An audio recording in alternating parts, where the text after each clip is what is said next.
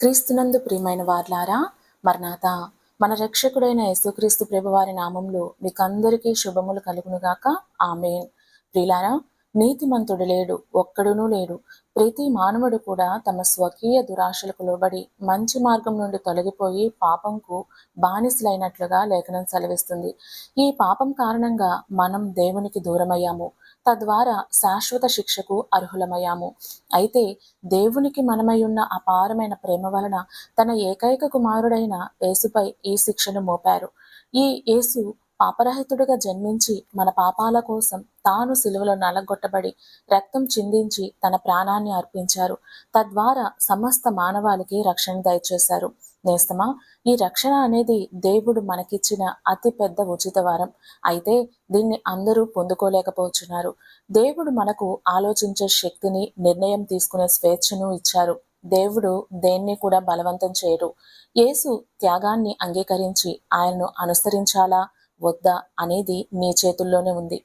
ప్రభు ఇచ్చు ఈ రక్షణను నీవు పొందుకొనకపోతే దేవునికి నీకు మధ్య ఏర్పడిన ఆ శాశ్వత ఎడబాటు కారణంగా ఆధ్యాత్మిక మరణం సంభవిస్తుంది. దీని ఫలితం నరకమే. నీ ఆయుష్ ఉన్నంతలోపే క్రీస్తు ఇచ్చిన రక్షణను నీవు స్వీకరించాలి. లేదంటే ఆ తరువాత గుండె బాదుకుని రోధించిన ఫలితం ఉండదు. గడిచిన కాలం, పోయిన ప్రాణం మనం మరలా సంపాదించలేము. రేపు అనేది నీది కాదు. నేడు అనేది ఉండగానే నీవు నీ కొరకు బలి అయిన క్రీస్తును నీ హృదయంలోకి చేర్చుకోవాలి. నేస్తమా, నీ వ్యక్తిత్వం ఎలాంటిది, నీ గతం ఏంటి, నీ యొక్క మంచి క్రియల లెక్క ఎంత, ఇలాంటి అర్హతలు క్రీస్తుకు అక్కర్లేదు.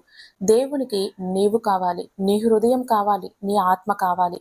కనుకనే నీ ఆత్మను శాశ్వత మరణం అనగా నరకం నుండి తప్పించి శాశ్వత జీవం అనగా పరలోకం చేర్చుటకే ఆయన నీ బదులు సిలువలో రాలాడారు. కనుకనే నేడే ఆయన సిలువ చెంతకు చేరి రక్షణను పొందుకో. ఇట్టి ఉచిత రక్షణ వరం క్రీస్తునందు నీవు పొందుకొందువుగాక. ఆమేన్.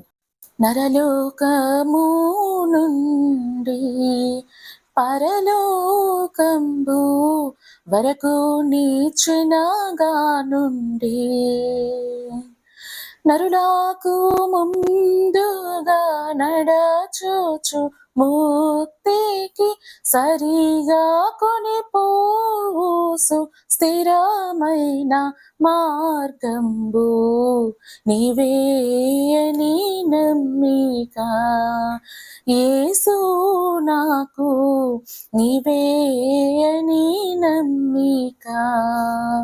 హల్లెలూయా. మరణాత.